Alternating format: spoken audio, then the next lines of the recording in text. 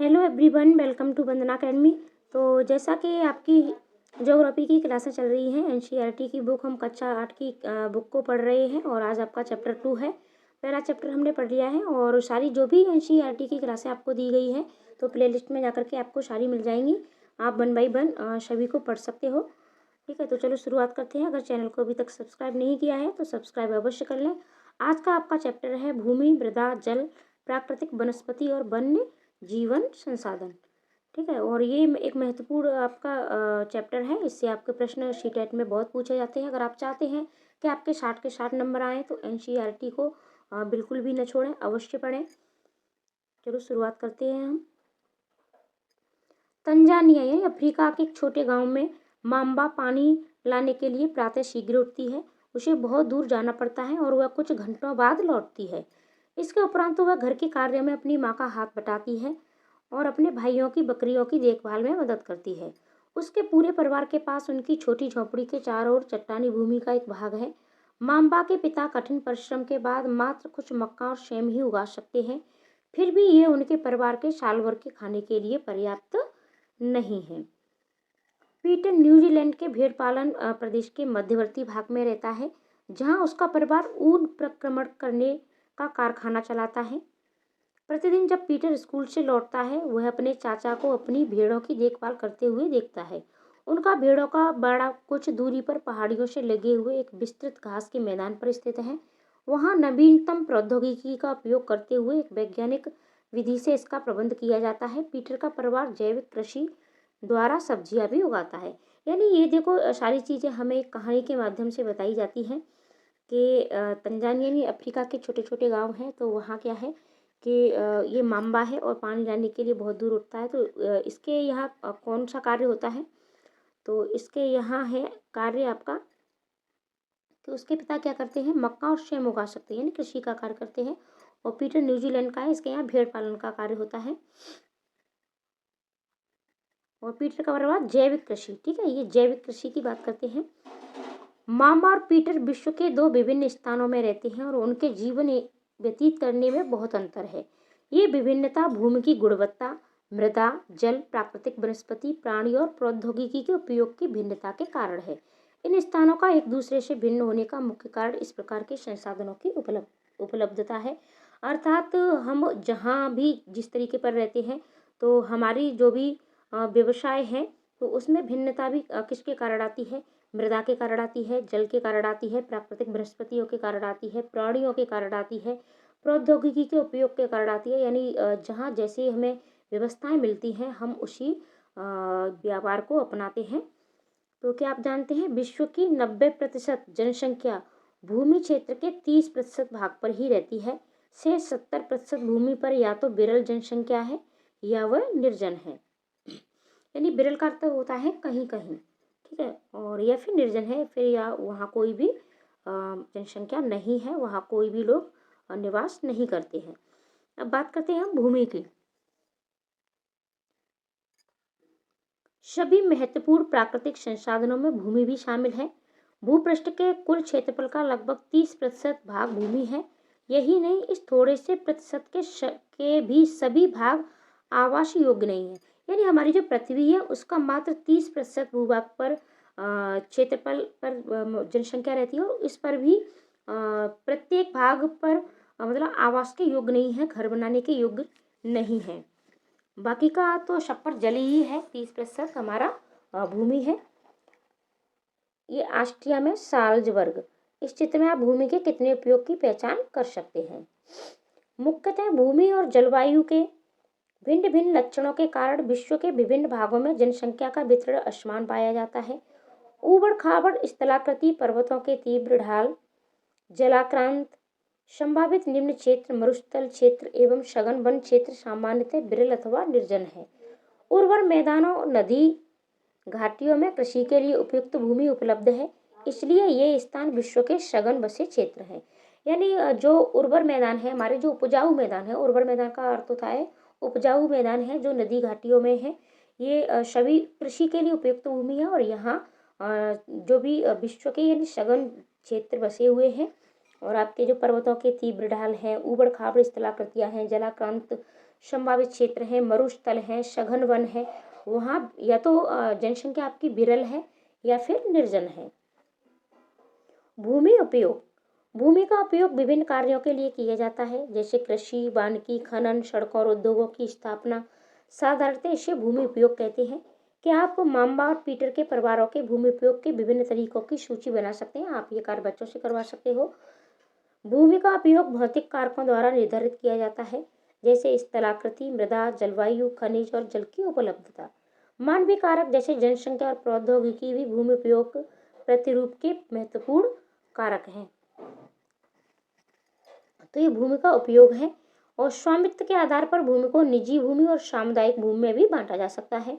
निजी भूमि व्यक्तियों के स्वामित्व में होती है, जबकि सामुदायिक भूमि समुदाय के स्वामित्व में होती है। सामान्य रूप से इसका उपयोग समुदाय से संबंधित व्यक्तियों के लिए किया जाता है, जैसे चारा, फलों, नट या औषधि बूटियों को एकत्रित करना। इस समुदाय भूमि को साझा संपत्ति संसाधन भी कहते हैं। जनसंख्या और उनकी मांग सदैव बढ़ती रहती है, लेकिन भूमि की उपलब्धता सीमित है। स्थान के अनुसार भूमि की गुणवत्ता में अंतर होता है। लोगों के सामुदायिक भूमि पर व्यापारिक क्षेत्र बनाने, नगरीय क्षेत्रों में घर बनाने, ग्रामीण क्षेत्रों में कृषि योग्य भूमि का विस्तार करने के लिए अनाधिकृत हस्तक्षेप करना शुरू कर दिया है। यानी हमारी जो भूमि होती है वो तो सीमित है, लेकिन हमारी जनसंख्या दिन ब दिन बढ़ती रहती है, हमारी जो मांगें हैं वो भी दिन ब दिन बढ़ती रहती हैं। आज भूमि का उपयोग प्रतिरूप में व्यापक परिवर्तन हमारे समाज में सांस्कृतिक परिवर्तनों को दर्शाते हैं। वर्तमान में कृषि और निर्माण संबंधी गतिविधियों के प्रसार के कारण निम्नीकरण, भूस्खलन, मृदाअपरदन, मरुस्थलीकरण पर्यावरण के लिए प्रमुख खतरा है। यानी जो भी हमें भूमि का इस तरीके से दोहन कर रहे हैं, इस तरीके से इसका प्रयोग कर रहे हैं, तो ये सारी चीज़ें हमें देखने को मिल रही है और ये पर्यावरण के लिए एक प्रमुख खतरा भी बनती जा रही है। ये आप पहला चित्र देख सकते हो, ठीक है। और ये आपका दूसरा है, ये कितना परिवर्तन हुआ है, और ये आपका तीसरा है, और ये आपका चौथा है, ठीक है। ये आप पहले हमारे घर झोपड़ियों के हुआ करते थे और हमारी कृषि योग्य भूमि ज़्यादा थी, फिर घर बनाना शुरू किया लोगों ने, ठीक है। फिर ये मकान ही ज़्यादा हो गए, कृषि हमारी कम होती गई और आज हमें कृषि तो देखने को मिलती ही नहीं है। हमारी सड़कों में बड़ी बड़ी बिल्डिंग और यही सारी चीज़ भूमि के उपयोग के लिए होती जा रही है और यही सबसे बड़ा विनाश का कारण भी बन रहा है। भूमि संसाधन का संरक्षण, बढ़ती जनसंख्या तथा इसकी बढ़ती मांगों के कारण वन भूमि और कृषि योग्य भूमि का बड़े पैमाने पर क्या हुआ है, विनाश हुआ है। इससे इस प्राकृतिक संसाधन के समाप्त होने का डर भी पैदा हो गया है। अगर इसी तरीके से ये जनसंख्या हमारी बढ़ती रही और हम भूमि का प्रयोग सिर्फ घर बनाने में, सड़कें बनाने में, कारखाने बनाने में ही करते रहे और कृषि के लिए भूमि नहीं बचेगी, तो क्या है, प्राकृतिक संसाधन समाप्त होने का डर पैदा हो रहा है और एक दिन हो भी जाएगा। इसीलिए विनाश की वर्तमान दर को अवश्य ही रोकना चाहिए। वन रोपण, भूमि उद्धार, रासायनिक कीटनाशकों और उर्वरकों के नियमित उपयोग तथा अतिचारण पर रोक आदि भूमि संरक्षण के लिए उपयुक्त कुछ सामान्य तरीके हैं। यानी हम भूमि का संरक्षण कैसे कर सकते हैं, तो हमें ज़्यादा से ज़्यादा वन रोपण करना चाहिए, भूमि का उद्धार करना चाहिए, रासायनिक कीटनाशकों का कम प्रयोग करना चाहिए, अतिचारण पर भी रोक लगानी चाहिए। ये कुछ कारण हैं, ठीक है। अब बात करते हैं मृदा की। पृथ्वी के पृष्ठ पर दानेदार कणों के आवरण की पतली मृदा कहलाती है। यानी ये जैसे हमारी ये पृथ्वी है, ऊपर की ये हमारी जो परत होती है, ठीक है, ये भूमि से निकटता से जुड़ी है। स्तर रूप मृदा के प्रकार को निर्धारित करते हैं। मृदा का निर्माण चट्टानों से प्राप्त खनिजों और जैव पदार्थों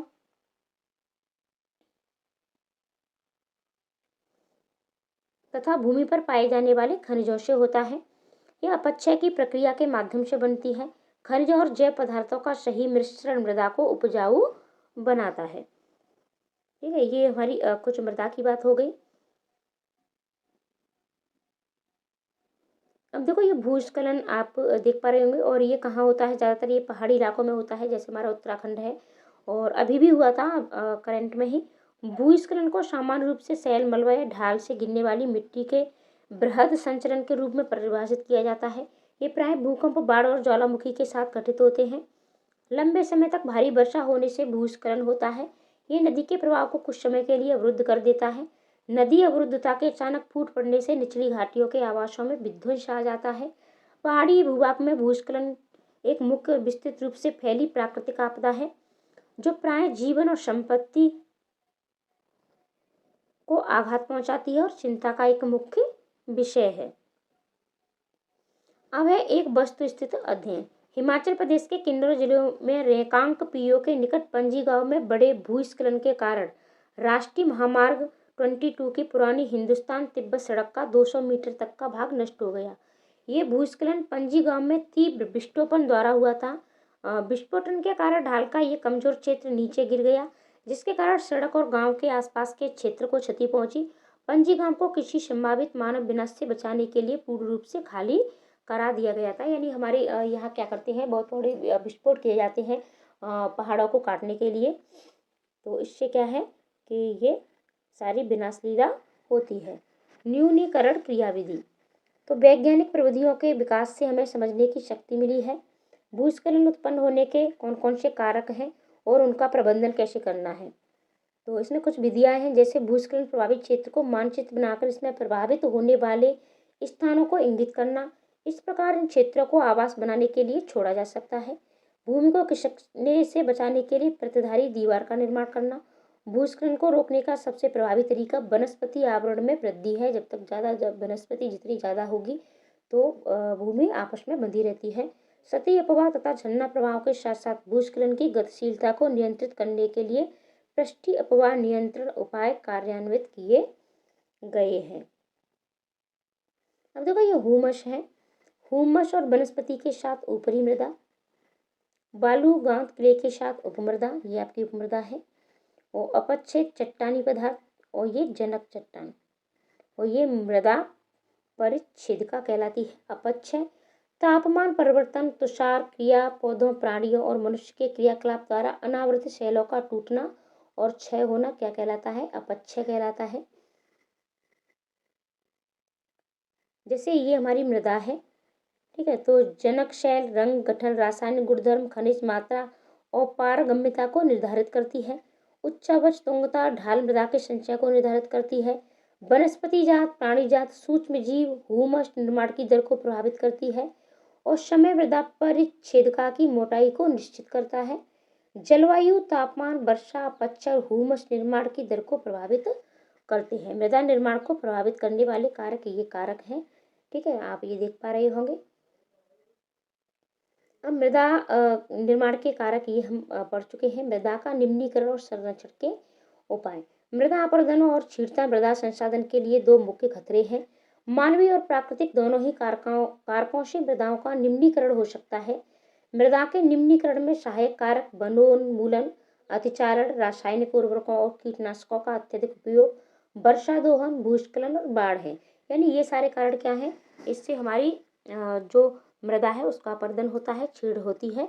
और मल्च बनाना, पौधों के बीच अनावृत भूमि जैव पदार्थ जैसे प्रवाल से ढक दी जाती है, इससे मृदा की आर्द्रता रुकी रहती है। ये आप देख पा रहे होंगे, ये बेद का फार्म है आपके, और ये समोच्च रेखी जुताई है। अब बेद का फार्म क्या है, और ये आपकी रक्षक मेखला है।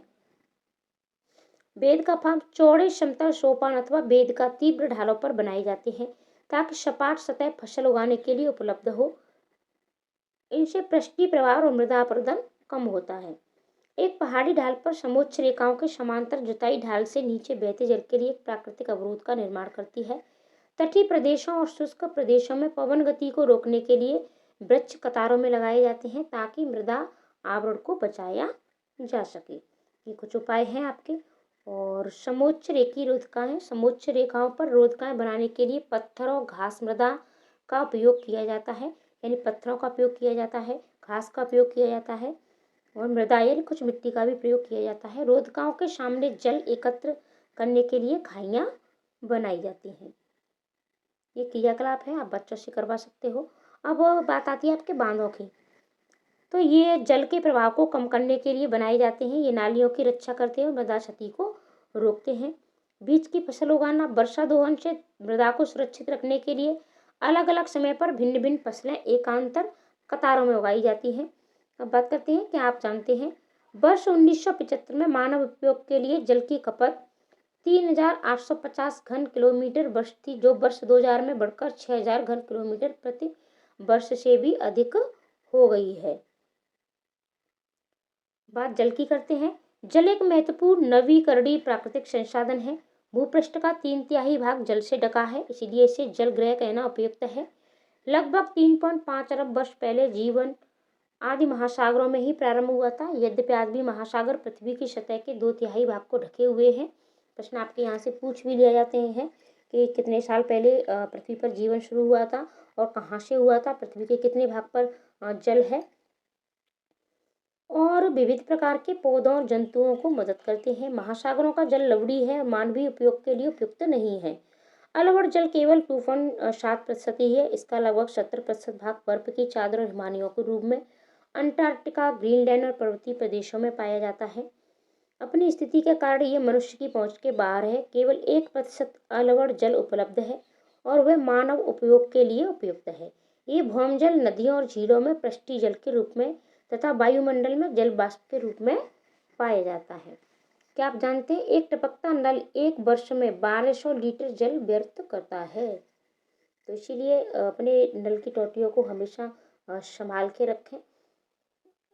ये देखो आपके प्रश्न यहाँ से बहुत पूछे जाते हैं कि अलवड़ जल केवल कितना है पृथ्वी पर, तो ये आपका है 2.7%। और अंटार्कटिका, ग्रीनलैंड और पर्वतीय प्रदेशों में भी ये पाया जाता है, लेकिन यहाँ तक मनुष्य की पहुँच नहीं बनती है। और मनुष्य जो जल उपयोग करता है वो कहाँ से मिलता है, ये भौम जल नदियों, झीलों में और पृष्ठीय जल के रूप में वायुमंडल में। ये इतना सारा ये जो जल है इसे ही हम प्रयोग में ला सकते हैं। ये पीने योग्य जल है। इसलिए अलवड़ी जल पृथ्वी का सबसे अधिक मूल्यवान पदार्थ है। पृथ्वी पर जल न बढ़ाया जा सकता है और न घटाया जा सकता है। इसकी कुल मात्रा स्थिर रहती है। इसकी प्रचुरता में विविधता प्रतीत होती है, क्योंकि ये बाष्पीकरण, वर्षण और बाह की प्रक्रियाओं द्वारा महासागरों, वायु, भूमि और पुनः महासागरों में चक्र द्वारा निरंतर गतिशील है। जैसा कि आप जानते हैं इसे जल चक्र कहते हैं। मनुष्य जल की बड़ी मात्रा का उपयोग न केवल पीने और धुलाई में करता है, वरन उत्पादन प्रक्रिया में भी करता है। जल कृषि उद्योगों तथा बांधों के जलाशयों के माध्यम से विद्युत उत्पादन करने में भी प्रयोग किया जाता है। जल स्रोतों के सूखने अथवा जल प्रदूषण के कारण अलवड़ी जल की आपूर्ति की कमी के मुख्य कारक बढ़ती जनसंख्या, भोजन, नकदी फसलों की बढ़ती मांग, बढ़ता नगरीकरण और बेहतर होता जीवन स्तर है। क्या आप जानते हैं, क्या आपने जल बाजार के बारे में सुना है? सौराष्ट्र प्रदेश में 1.25, ठीक है, यानी 1.25 लाख जनसंख्या वाला अमरेली शहर पास के तालुकों से पानी खरीदने के लिए पूर्णतः निर्भर है, यानी यहाँ पानी नहीं है। जल उपलब्धता की समस्याएं। विश्व के कई प्रदेशों में जल की कमी है। अधिकांश अफ्रीका, पश्चिमी एशिया, दक्षिणी एशिया, पश्चिमी संयुक्त राज्य अमेरिका के भाग, उत्तर पश्चिमी मैक्सिको, दक्षिण अमेरिका के भाग और संपूर्ण ऑस्ट्रेलिया अलवड़ी जल की आपूर्ति की कमी का सामना कर रहे हैं। ये देश ऐसे जलवायु प्रदेशों में स्थित हैं जहाँ अक्सर सूखा पड़ता है। इनमें जलाभाव की अधिक समस्या बनी रहती है। इस प्रकार जल का अभाव मौसमी अथवा वार्षिक वर्षण में विविधता के परिणाम स्वरूप हो सकता है, अथवा अति उपयोग और जल स्रोतों के संदूषण के कारण भी जल का अभाव हो सकता है। ये देखो यमुना नदी है और ये एकदम से प्रदूषित हो गई है। ये बाहित मल और औद्योगिकी के बहिस्राव के कारण, कचरे के कारण। जल संसाधनों का संरक्षण हम किस तरीके से कर सकते हैं? आज के विश्व में विशुद्ध तथा पर्याप्त जल स्रोतों तक पहुंचना एक बड़ी समस्या बन गई है। इस क्षीण होते संसाधन के संरक्षण के लिए कदम उठाने जाने चाहिए। यद्यपि जल एक नवीकरणीय संसाधन है, तथापि इसका अति उपयोग और प्रदूषण से उपयोग के लिए अनुपयुक्त बना देते हैं। अशोधित या आंशिक रूप से शोधित बाहित मल, कृषि रसायनों का विसर्जन और जल निकायों में औद्योगिक बहिस्राव जल के प्रमुख संदूषक हैं। इनमें शामिल नाइट्रेट धातु और कीटनाशी जल को प्रदूषित करते हैं। कीटनाशी इनमें से अधिकांश रसायन अजैव निम्नीकरणीय होने के कारण जल द्वारा मानव जीवन में पहुंच जाते हैं। इन प्रदूषकों को जल निकायों में छोड़ने से पूर्व बहिस्रावों को उपयुक्त विधि से शोषित करके जल प्रदूषण नियंत्रण किया जा सकता है। वन और अन्य वनस्पति आवरण धरातली प्रभाव को मंद करते हैं। भूमिगत जल को पुनः पूरित करते हैं। जल संग्रहण पृष्ठीय प्रभाव को बचाने की दूसरी विधि है। जल रिसाव को कम करने के लिए खेतों को सिंचित करने वाली नहरों को ठीक से पक्का करना चाहिए। रिसाव और बाष्पीकरण से होने वाली जल क्षति को रोकने के लिए क्षेत्र की स्प्रिंकलरों से सिंचाई करना अधिक प्रभावी विधि है। बाष्पीकरण की अधिक दर वाले शुष्क प्रदेशों में सिंचाई की ड्रिप अथवा टपकन विधि का बहुत उपयोगी होती है। सिंचाई की इन विधियों को अपनाकर बहुमूल्य जल संसाधन को संरक्षित किया जा सकता है। क्या आप जानते हैं कि वर्षा जल को यानी अपनी छत पर आप संग्रहण कर सकते हैं और औसतन 2 घंटे की वर्षा दौर का 8000 लीटर जल बचाने के लिए काफ़ी है। यानी 2 घंटे में आप 8000 लीटर जल बचा सकते हो। प्राकृतिक वनस्पति और वन्य जीवन। स्कूल के बच्चे हस्तशिल्प प्रदर्शनी घूम रहे थे। प्रदर्शनी की वस्तुएं देश के भिन्न भिन्न भागों से एकत्रित की गई थी। मोना ने एक थैला हाथ में उठाया, उत्साह से कहा, ये एक सुंदर हैंडबैग है। अध्यापिका ने कहा, ये जूट से बना है। क्या आप उन टोकरियों, दीप, छत्रों और कुर्सियों को देखते हैं? वे बेंत और बांस की बनी है। भारत के पूर्वी और उत्तरी पूर्वी आदि प्रदेशों में बांस प्रचुर मात्रा में पैदा किया जाता है। जैसी रेशमी स्कार्फ देखकर उत्साहित थी। ये खूबसूरत स्कार्फ देखो, अध्यापका ने स्पष्ट किया कि रेशम कीटों से प्राप्त किया जाता है, जो शहतूत के पेड़ों पर पाले जाते हैं। बच्चे समझ गए कि पौधे हमें अनेक विभिन्न उत्पाद प्रदान करते हैं, जिनका उपयोग हम अपने दैनिक जीवन में करते हैं। प्राकृतिक वनस्पति और वन्य जीवन केवल स्थलमंडल, जलमंडल और वायुमंडल के बीच जुड़े एक सक्रिय क्षेत्र में ही पाए जाते हैं, जिसे हम जैवमंडल कहते हैं। जैवमंडल में सभी जीवित जातियां जीवित रहने के लिए एक दूसरे से परस्पर संबंधित और निर्भर रहती हैं। इस जीवन आधारित तंत्र को पारतंत्र कहते हैं। वनस्पति और वन्य जीवन बहुमूल्य संसाधन है। पौधे हमें इमारती लकड़ी देते हैं, प्राणियों को आश्रय देते हैं, ऑक्सीजन उत्पन्न करते हैं जिससे हम सांस लेते हैं, फसलों को उगाने के लिए आवश्यक मृदा की सुरक्षा करते हैं, रक्षक मेखला के रूप में कार्य करते हैं। आप देख पा रहे होंगे कि इसमें सारी चीज़ें कितनी अच्छे से आपको बताई जा रही हैं। आप एक एक लाइन को अच्छे से पढ़िएगा और नोट्स बनाइएगा। वैसे तो एनसीईआरटी एक बार ही पढ़ने से समझ में आती है। भूमिगत जल के संग्रह में सहायता करते हैं। हमें फल, लेटेक्स, तारपीन का तेल, गोंद, औषधि पौधे, कागज प्रदान करते हैं। ये सभी पौधों से हमें प्राप्त होता है, जो आपके अध्ययन के लिए अत्यधिक आवश्यक हैं। पौधों के असंख्य उपयोग हैं, उनमें आप कुछ और जोड़ सकते हैं। वन्य जीवन के अंतर्गत जंतु, पक्षी, कीट एवं जलीय जीव रूप आते हैं। उनमें से हम दूध, मांस, खाल और ऊन प्राप्त होती है। कीट जैसे मधुमक्खी हमें शहद देती है। फूलों के परागण मदद करती है और पारतंत्र में अपघटक के रूप में महत्वपूर्ण भूमिका निभाती है। चिड़िया अपने भोजन के लिए कीटों पर निर्भर है और अपघटकों के रूप में कार्य करती है। गिद्ध मृत जीव जंतुओं को खाने के कारण एक अपमार्जक है और पर्यावरण का एक महत्वपूर्ण शोधक समझा जाता है। इसलिए प्राणी चाहे बड़े हों अथवा छोटे, सभी पारतंत्र के संतुलन को बनाए रखने के लिए अनिवार्य है। अब देखो, ये जो भी मधुमक्खियाँ हैं, ये क्या देती है? हमें शहद देती है और ये परागण में मदद करती है, यानी एक से दूसरी जगह इनके बीजों को पहुंचाती है। और चिड़िया भी क्या है? कीटों पर निर्भर करती है, कीड़ों को खाती है और ये अपघटकों के रूप में कार्य होता है। और गिद्ध है जो सड़े गले मृत जीव जंतुओं को खाता है। ठीक है, तो ये एक अपमार्जक है। इस तरीके से ये सभी क्या है? एक दूसरे पर निर्भर हैं। ये आप देख पा रहे होंगे, इसको किलकिला बोलते हैं और ये किंगफिशर है आपकी, और ये आपका गिद्ध है। ये ब्रह्मकमल एक औषधि बूटी जिसे कहते हैं। क्या आप जानते हैं भारतीय उपमहाद्वीप में जिन पशुओं का उपचार डिक्लोफिनेक, एस्प्रिन अथवा इबुप्रोफेन जैसे कीटनाशक से किया जाता था, उनके अपमार्जन उपरांत गिद्ध किडनी खराब होने से मर रहे थे। पशुओं पर इन औषधियों के उपयोग करने पर प्रतिबंध लगाने के प्रयास किए जा रहे हैं तथा आरक्षित स्थान पर गिद्ध के प्रजनन के प्रयास भी किए जा रहे हैं, यानी ये अब बिल्कुल विलुप्ति के कगार पर है। प्राकृतिक वनस्पति का वितरण। वनस्पति की वृद्धि मुख्य रूप से तापमान और आर्द्रता पर निर्भर करती है। विश्व की वनस्पतियों के मुख्य प्रकार को 4 वर्गों में रखा जा सकता है, जैसे वन, घास स्थल, गुल्म और टुंड्रा। भारी वर्षा वाले क्षेत्रों में विशाल वृक्ष उग सकते हैं। इस प्रकार वन प्रचुर जल आपूर्ति वाले क्षेत्रों में ही पाए जाते हैं। जैसे जैसे आर्द्रता कम होती है वैसे वैसे वृक्षों का आकार और उनकी सघनता कम हो जाती है। सामान्य वर्षा वाले क्षेत्रों में छोटे आकार वाले वृक्ष और घास उगती है, जिससे विश्व के घास स्तनों का निर्माण होता है। कम वर्षा वाले शुष्क प्रदेशों में कटीली झाड़ियां एवं गुल्म उगते हैं। इस प्रकार के क्षेत्रों में पौधों की जड़ें गहरी होती हैं। बाष्पोत्सर्जन से होने वाली आर्द्रता की हानि को घटाने के लिए इन पेड़ों की पत्तियां कांटेदार और मोमी सतह वाली होती हैं, क्योंकि यहाँ पानी की कमी होती है तो इनकी जड़ें क्या है, अंदर तक जमीन में चली जाती हैं, जिससे इन्हें ज़्यादा पानी मिल सके और पत्तियों पर कांटे आ जाते हैं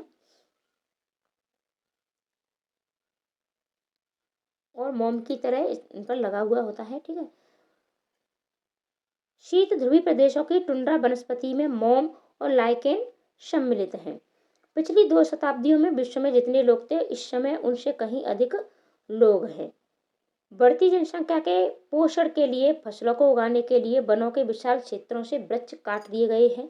विश्व भर में वनों का आवरण तेजी से समाप्त हो रहा है। इस बहुमूल्य संसाधन के संरक्षण की तुरंत आवश्यकता है। यानी हमारी जनसंख्या दिन ब दिन बढ़ती जा रही है, हमें संसाधनों की ज़्यादा से ज़्यादा जरूरत पड़ रही है और इसके लिए हम क्या कर रहे हैं, वनों का दोहन करते जा रहे हैं। सुनामी के पश्चात ग्रेट निकोबार के वर्षा प्रचुर वन में क्षति आप ये देख पा रहे होंगे। वन हमारी संपदा है।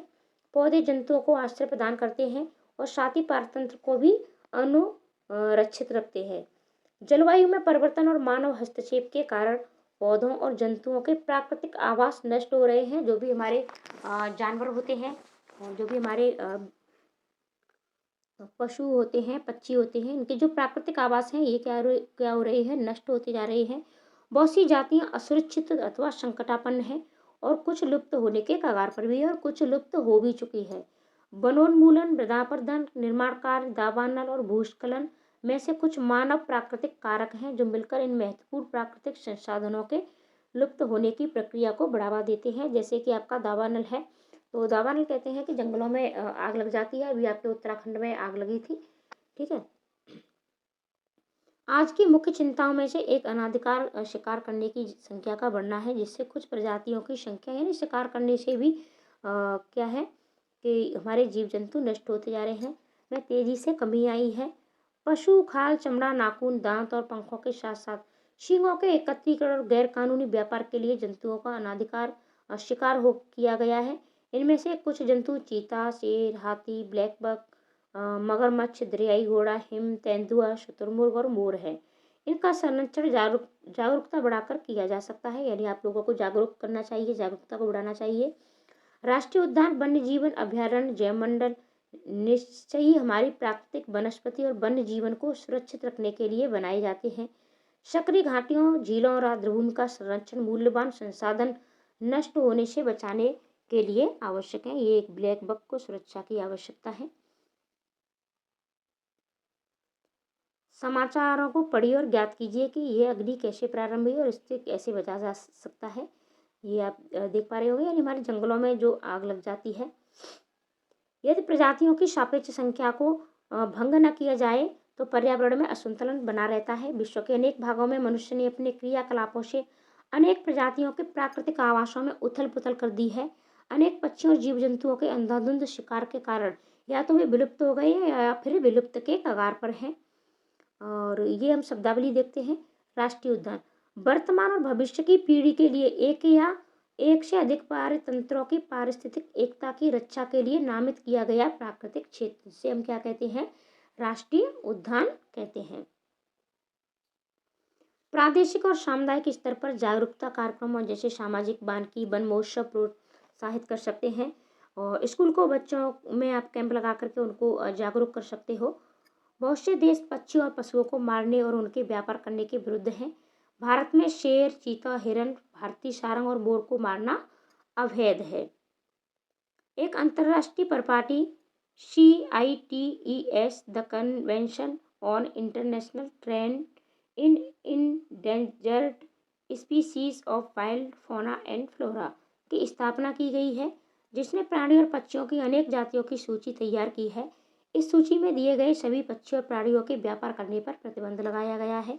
पौधों और प्राणियों का संरक्षण प्रत्येक नागरिक का नैतिक कर्तव्य है। हम तो ये कहते हैं कि सूची नहीं बनानी चाहिए, बल्कि जो भी जीव जंतु हैं उन सभी पर मतलब इनका व्यापार करना और मारना प्रतिबंध किया जाना चाहिए, क्योंकि आज जो आपके विलुप्त के कगार पर हैं, आपने सिर्फ उनको देख रहे हो, कल ये भी जो आज उपलब्ध हैं, कल ये भी आपके विलुप्ति की कगार पर पहुंच जाएंगे। काजीरंगा राष्ट्रीय उद्यान में हाथियों का झुंड। जयमंडल निश्चय ये वैश्विक नेटवर्क द्वारा जुड़े रचित क्षेत्रों की एक श्रृंखला है, जिसे संरक्षण और विकास के बीच संबंध को प्रदर्शित करने के इरादे से बनाया गया है। क्या आप जानते हैं CITES the convention on international trade in endangered species of wild fauna and flora सरकार के बीच एक अंतर्राष्ट्रीय समझौता है। इसका उद्देश्य ये सुनिश्चित करना है कि वन्य प्राणी एवं पौधों के नमूनों के अंतर्राष्ट्रीय व्यापार से उनके जीवन को कोई खतरा नहीं है। मोटे तौर पर पशुओं की 5000 जातियां और पौधों की 28,000 जातियां रक्षित की गई हैं। भालू, डॉल्फिन, कैक्टस, प्रवाल, आर्किड और एलो कुछ इसके उदाहरण हैं। ये आपके अभ्यास प्रश्न हैं। अभ्यास प्रश्नों को आप अवश्य देखा करें। ठीक है, इसमें से एक प्रश्न हम आपसे पूछते हैं, निम्नलिखित में से कौन सा कारक मृदा निर्माण का नहीं है? और इस प्रश्न का आपको कमेंट करके अवश्य आंसर देना है, कि इससे आपको पता चलेगा कि आपने कितना पढ़ा, कितना आप समझे। तो मिलते हैं अगली वीडियो में। NCERT की आपको पूर्ण क्लासें दी जाएंगी। ठीक है, और प्लेलिस्ट मैंने बना दी है, आप प्लेलिस्ट में सारी वीडियो 1 बाय 1 अवश्य देखें। तो मिलते हैं अगली वीडियो में। वीडियो को शेयर अवश्य कर दें, लाइक कमेंट करना भी बिल्कुल ना भूलें।